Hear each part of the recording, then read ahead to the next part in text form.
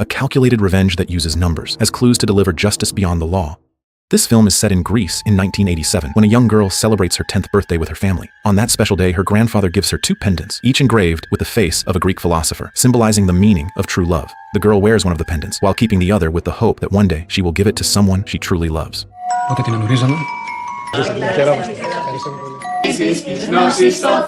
20 years later, in 2007, the story shifts to a woman named Cleo, who is celebrating her 30th birthday at a nightclub with the people closest to her, including her boyfriend Manthos and her best friend Danai. After the party ends, Manthos takes Cleo on a motorcycle ride and stops on a quiet road with the intention of proposing to her. In a moment filled with happiness, Cleo accepts his proposal without hesitation. However, that joy quickly turns into horror when a speeding car crashes into them, turning a beautiful moment into a tragic accident.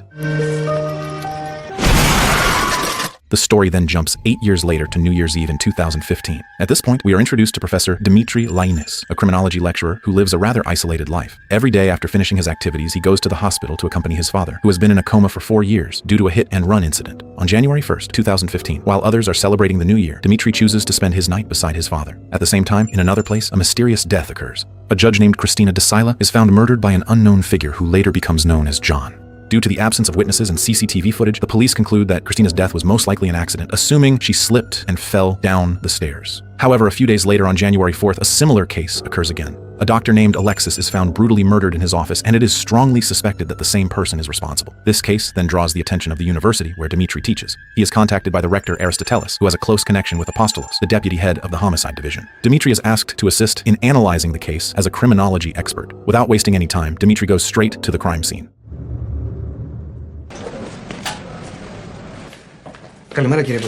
There, he finds a sentence written in ancient Greek on the carpet of Alexis's office, which translates to, "Say what should be said and do not listen to what is unnecessary." The condition of the victim is extremely disturbing, with his throat slit, his hands stabbed, and 4 of his fingers cut off. Another unusual detail is an envelope found in the victim's pocket, completely clean without any bloodstains, containing €220 banknotes. All of these details further strengthen the suspicion that the murder was not spontaneous, but rather had a specific meaning and purpose behind it. After returning to his apartment, Dimitri tries to find more information about Alexis on the internet, but he finds nothing suspicious.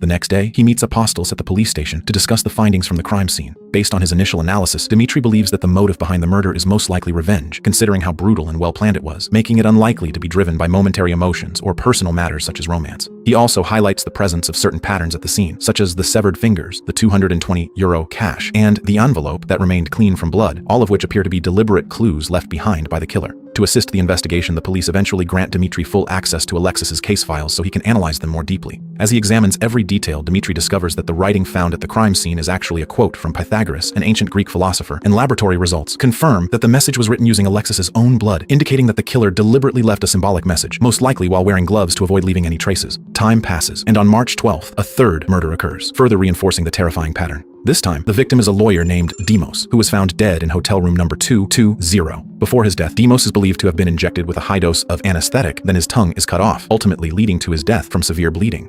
Just like in the previous cases, another message in ancient Greek is found at the scene, written using the victim's blood, once again a quote from Pythagoras, meaning that hiding the truth is like burying gold. Seeing this increasingly clear pattern, Dimitri becomes convinced that the murders of Alexis and Demos are connected and carried out by the same person. This discovery reminds Apostolos of an earlier case at the beginning of the year that was initially ruled as a suicide, specifically on January 2nd. In that case, a message in ancient Greek was also found, meaning that all are destined to die. The victim was a classical literature graduate named Tom. However, after Dimitri carefully re-examines the details, he notices something unusual. The time of death was recorded at 2:20, which once again points to the number 220. This pattern feels far too consistent to be a coincidence, especially when linked to hotel room 220 and the €220 found earlier. From this, Dimitri begins to conclude that Tom's death was not a suicide, but a murder carried out by John. In the midst of the increasingly complex investigation, Dimitri receives a call from the hospital informing him that his father's condition is worsening. The doctor explains that his father has suffered a severe stroke and is entirely dependent on life support, with no chance of recovery. The doctor even suggests that Dimitri consider turning off the machines to end his father's suffering, but Dimitri is not yet able to make that decision.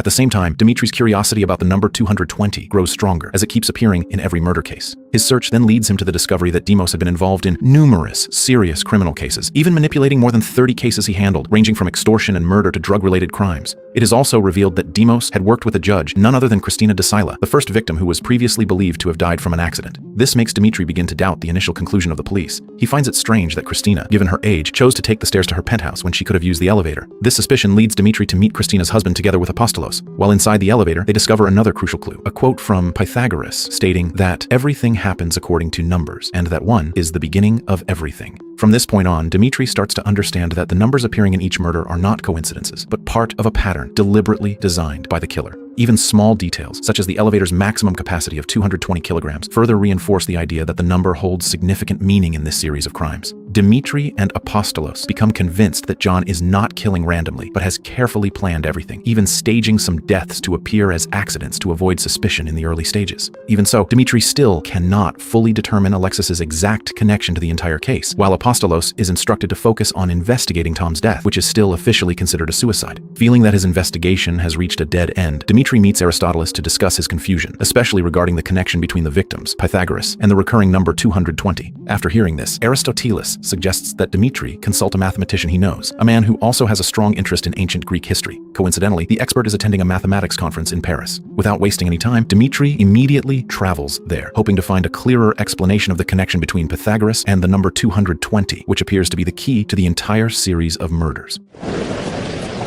Les citations de Pythagore ainsi que le nombre de Samba. Upon arriving in Paris, Dimitri finally meets the mathematician recommended by Aristoteles. From this meeting, he begins to gain a much clearer understanding of the connection between Pythagoras and the number 220, which had long been a mystery in the series of murders. The expert then explains a concept from the followers of Pythagoras in ancient times known as heteros ego, or in English, the other me. This concept refers to amicable numbers, a pair of numbers that share a rare and unique relationship. This relationship occurs when the sum of all the proper divisors of one number results in its pair. To make it easier to understand, he explains that the number 220 has proper divisors such as 1, 2, 4, 5, 10, 11, 20, 22, 44, 55, and 110, and when all of these are added together, the result is 284. On the other hand, 284 has proper divisors of 1, 2, 4, 71, and 142, which, when summed up again, result in 220. From this reciprocal relationship, 220 and 284 are known as amicable numbers, or heteros ego. This explanation becomes a turning point for Dimitri, as he finally understands that 220 is not just a random number, but a clue pointing to its pair, 284. With this new understanding, Dimitri realizes that to uncover the full pattern, he must find where the number 284 appears in the case. At the same time, after Apostolos speaks with Tom's parents, an important fact is revealed that connects all the victims to a single incident in the past. Apostolos then explains to Dimitri about a hit-and-run case that occurred years earlier, right after Manthos proposed to Cleo. In that incident, Cleo died at the scene, while Manthos survived but suffered severe injuries and required long-term intensive care. The driver responsible was a man named Tony Marnellis, the son of a wealthy businessman, who was heavily intoxicated at the time. However, instead of being punished, Tony managed to escape legal consequences by manipulating the facts. He claimed that Manthos and Cleo were riding recklessly and crashed into his car, and this statement was supported by Tom, who was in the car with him at the time. Not only that, Christina de Sila served as the judge in the case. Demos acted as Tony's lawyer, and Alexis played the role of the doctor who provided false medical testimony to claim that Tony was not driving under the influence. From this, it becomes clear that all the victims who were later killed had been involved in the same case and had helped the guilty party escape punishment. Another crucial detail that strengthens this pattern is the discovery that Cleo wore a pendant engraved with the number 284. This directly links the symbolic numbers in the murders to the concept of amicable numbers, further reinforcing the idea that the killer is someone very close to Cleo and associated with the number 220 as its pair. Not long after, Apostolos receives news that Tony has mysteriously disappeared within the last 24 hours, raising concern that he may be the next target. However, Dimitri sees it differently. Based on the pattern he has uncovered, he believes that the murders do not occur randomly, but follow a specific sequence. He explains that the number 284 has 5 proper divisors, 1, 2, 4, 71, and 142, and these numbers appear to correspond to the timing of each murder. When arranged, the pattern becomes clear. Christina dies on the first day of 2015, January 1st. Tom is found dead on January 2nd. Alexis is killed on January 4th. And Demos is murdered on March 12th, which is the 71st day of the year. Following this pattern, the next murder is likely to occur on the 142nd day, which falls on May 22nd. From this, Dimitri concludes that Tony has not yet been killed, but is simply waiting for his turn according to the pattern set by the killer. After gaining a clearer picture, Dimitri decides to meet Manthos in person. At first, he is not allowed to enter, but after mentioning that Tony has disappeared, he is finally permitted to see him. Ο Μάνθος σε δει τώρα. Ασχολούμαι με τις δολοφονίες όσων εμπλέκονταν στο ατύχημα. There, Dimitri witnesses Manthos' extremely fragile condition. Since the accident 8 years ago, Manthos had been in a coma for 4 months and had undergone 11 surgeries, especially on his face, which was severely damaged. Now, he can only sit in a wheelchair and depends entirely on his mother for care. In this condition, Manthos insists that he could not possibly be the killer due to his physical limitations. However, he still vividly remembers the tragic incident that took everything from him. He reveals that during the accident, Tony showed no empathy at all. He refused to take them to the hospital because he did not want his car to get dirty, and instead left them at the scene along with Tom. That painful memory continues to haunt Manthos to this day. He still relives the tragedy in his dreams every night and cannot forget the loss of Cleo, the woman he deeply loved. Moreover, Cleo had a big dream of becoming an anesthesiologist, a dream that was never fulfilled because of the tragedy.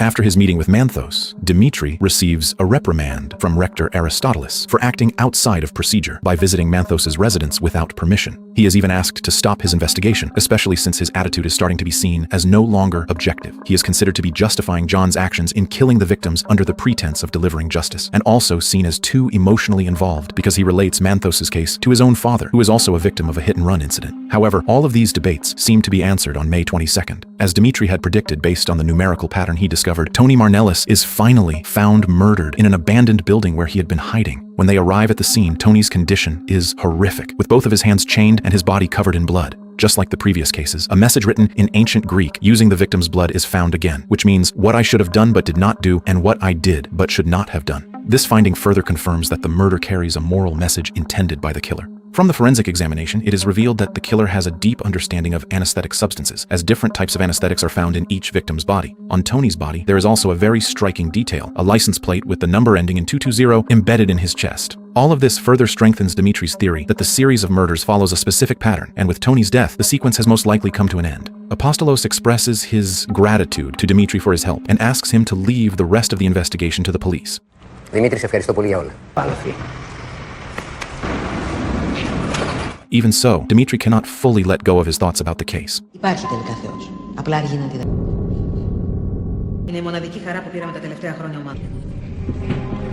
His curiosity drives him to visit Cleo's grave, where he finds a pendant engraved with the number 284. He then speaks again with Aristotelis and asks what someone should do if they want to fix a world full of injustice. Aristotelis answers that a person must use their abilities for good, but must not fall into crime or create new forms of injustice. Those words continue to echo in Dimitri's mind until he forms one final assumption. He believes that the killer will appear again at a specific time on the 220th day of the year, which falls on August 8th. That night, Dimitri watches Cleo's grave from a distance, and his assumption proves correct when someone arrives to visit. Without wasting any time, Dimitri approaches the figure and states that none of this is a coincidence, that the numbers 220 and 284 are connected, and that the person who came that night must have a direct connection to everything that has happened. Hearing that, the figure slowly removes the hoodie covering the face, and in that moment, everything is finally revealed. The person who had been known all this time as John, the killer, turns out to be Danai, Cleo's closest friend. The little girl who celebrated her birthday at the beginning of the story is actually Danai, and on that day she gave the pendant with the number 284 to her dearest friend, Cleo. From that moment on, they were always together, growing up side by side through school and into adulthood, becoming inseparable until a tragic event tore everything apart and separated them forever.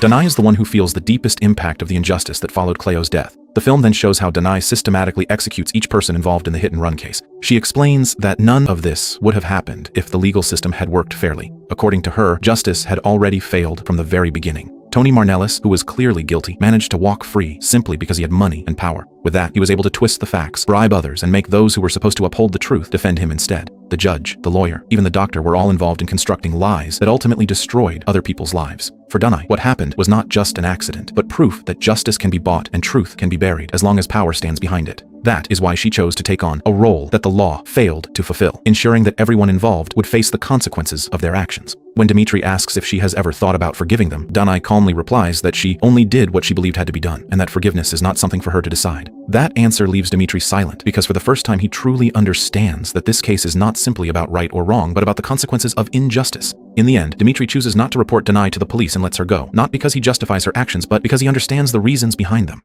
Και υπάρχει τώρα να σε βοηθήσει να σκοτώσει πέντε άτομα. Είναι εύκολο να λες πάνω στα νεύρα σου. After everything that has happened, Dimitri slowly begins to accept the reality he has been avoiding. He finally makes the most difficult decision of his life, to let his father go. With a heavy heart, he asks the doctor to turn off the life support machines so that his father no longer has to suffer.